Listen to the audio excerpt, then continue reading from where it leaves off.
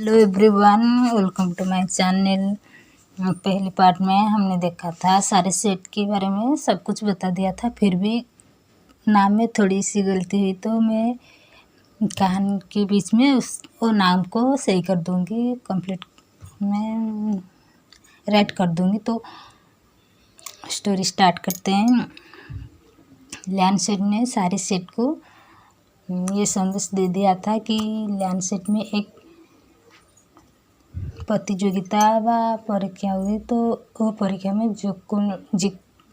जो सेट जीतेगी तो सारे सेट की कुल प्रमुख बनेगी। तो ये बात सुन के सारे सेट के लीडर अपने अपने सेट के बच्चों को लेके वहाँ पर पहुँच गए थे। तो तभी लान सिचन, जो कि लान कुल प्रमुख है, वो ज्ञान सेट की कुल प्रमुख ज्ञान साहू कहा। जब देखे तो ज्ञान सेट से लान न्याली और कुल प्रमुख ज्ञान आए, तो वो सबके सामने ये पूछा कि कुल प्रमुख ज्ञान, आपकी छोटा बेटा विभूषण कहाँ पर है। तभी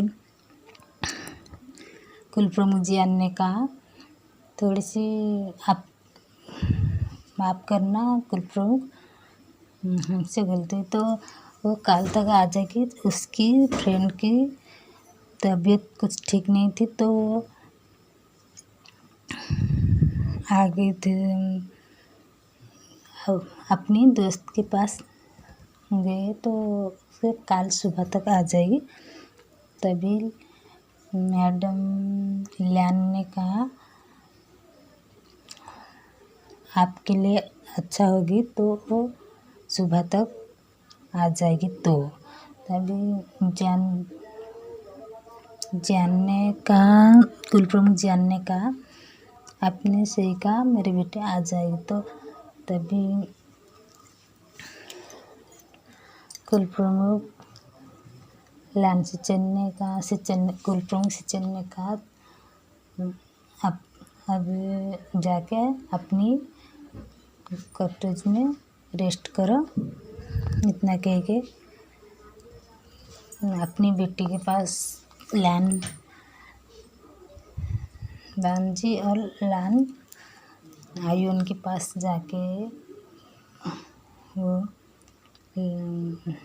कहा कि पहले अपनी माइंड से लान आयुन के पास एक ऐसे पावर था जो अपने माइंड से वो ब्लॉक करके कौन कहाँ पर क्या करे वो पता कर लेता है। तो तभी लान सिचन ने अपनी छोटी बेटी लान आयुन को कहा, ये पता करो मास्टर भी कहाँ पर है, ज्ञान सेट की राजकुमार कहाँ पर है। तभी आयुन ने अपनी माइंड से जो क्या था उसको एक बड़ा सा हंटर और बहुत सारे शक्तिमान लड़ाई अच्छे से कुछ नहीं जान पा रहा था, लेकिन इतना देख रहा था, सुबेदान किसी के साथ लड़ाई कर रहा था और विभूषण किसी एक लड़का को अपनी शोल्डर पर कैरी किया था। इतना देख वो सही पर कुछ देर के लिए शौक रह गई। तो लानवांज ने कहा, क्या हुआ। तभी आयुन ने सारी बात अपनी फादर और ब्रदर को बताई। तो लानवांज ने कहा, ये कहाँ पर है। इधर इतना कहकर लानवांज शौक रह के बोला, ये कहाँ पर है। तभी आयुन ने कहा, मुझे ये पता नहीं चल रहा है क्योंकि मैं सही से देख नहीं पा रही हूँ। इतना जब कहा तभी लान सिचन ने कहा, लान जी फिक्र मत करो, जो होगा अच्छा होगा। इधर यहाँ पर विभूषण अपनी फ्रेंड न्यूसन को अपनी शोल्डर पर कैरी किया था और शेख डीमन जो क्वीन ने डीमन सेट से उसे धक्के मार के निकल दिया था, क्योंकि वो एक साइको टाइप का था, हमेशा मासूम बच्चे मासूम इंसान के ऊपर जुर्म कर रहा था। इसलिए वो डीमन क्वीन का ब्रदर होता है, लेकिन डीमन क्वीन कभी अन्याय नहीं करते थे, हमेशा इंसानियत और डीमन के बीच एक अच्छी रिश्ता रहता था। इसलिए डीमन क्वीन ने अपने ब्रदर को धक्के मार कर निकाल दिया था और अपनी डीमन किंगडम को आत्मीय शक्ति से एक तालिस्मैन का हेल्प से हमेशा प्रोटेक्ट कर रहा था। इसलिए शेख डीमन को पता नहीं था कि डीमन किंगडम में क्या हो रहा है। और विभूषण ने शेख डीमन उसकी बेटे के साथ लड़ाई कर रहा था। वो विभूषण अकेला ही सारे डीमन पपेट के ऊपर भारी पड़ रहा था, क्योंकि उसकी सुवियान उसकी दिमाग से ही लड़ रहा था और इधर उसके पास डीमन की पावर था।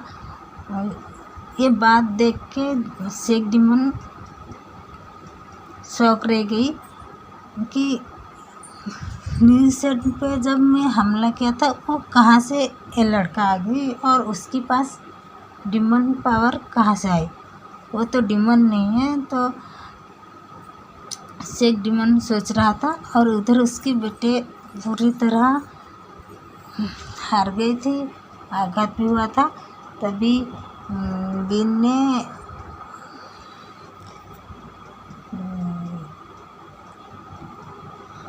ने अपनी तालिस्मैन की मदद से वहाँ से विजिबल हो गए, न्यूज़ सेट से आ गई थी एक जंगल पे। शेख डीमन ये देखे शौक रह गई, क्योंकि ये तालिस्मैन सिर्फ डीमन क्वीन या डीमन सबसे पहले वाली क्वीन के पास था, किसी डीमन के पास नहीं था।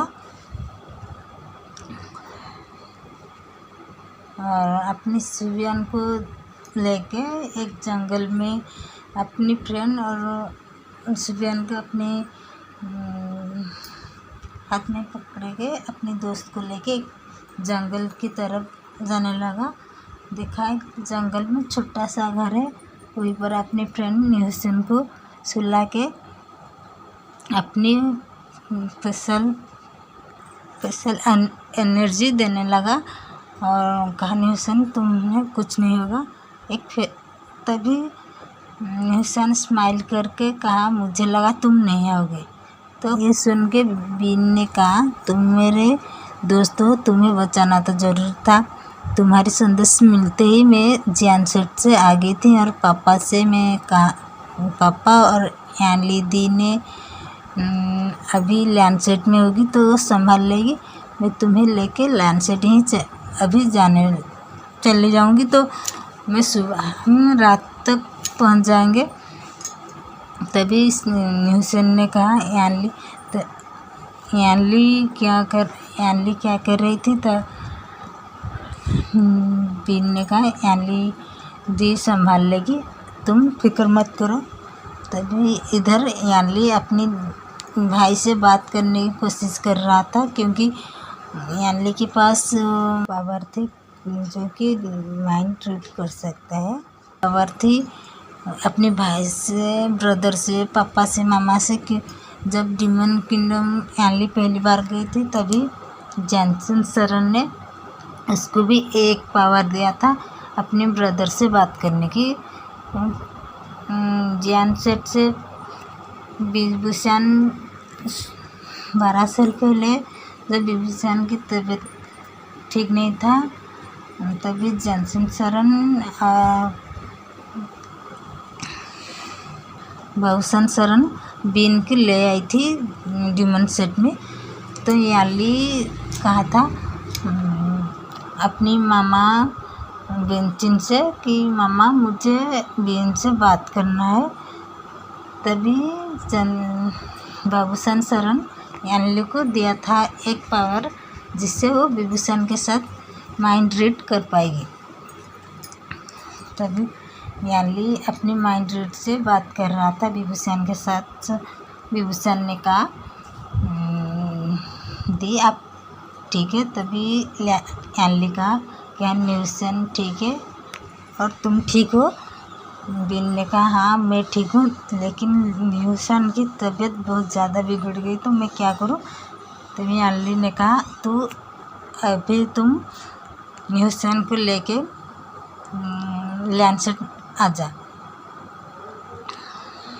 तभी बीन ने कहा हाँ सही बात, हाँ दी मैं अभी की अभी बिजी पर होके लेके जा रही हूँ। तभी याली ने कहा नहीं अपनी डिमन पावर यूज मत करो क्योंकि तुम बहुत ज़्यादा डिमन पावर यूज कर लिया है। अभी डिमन पावर यूज मत करो और अपनी सुबह से ही उसको लेके आ जाओ। तभी बीन ने कहा हाँ। इतना कह के बीन अपनी माइंड रीड स्टॉप कर दी। सुबियन की मदद से न्यूसन को बीन ने अपनी शोल्डर पर कैरी करके लेके आ रही थी। लैंड सेट के बाहर जब वो दोनों पहुंच के याली से माइंड रीड कर रही थी, याली ने कहा तुम बाहर रहो आ रही हूँ।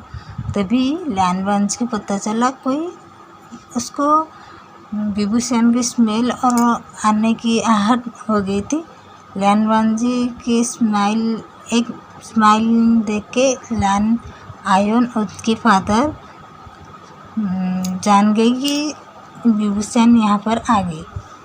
तो दोस्तों इतना तक कहानी, आगे कहानी अगली पार्ट में देखेंगे।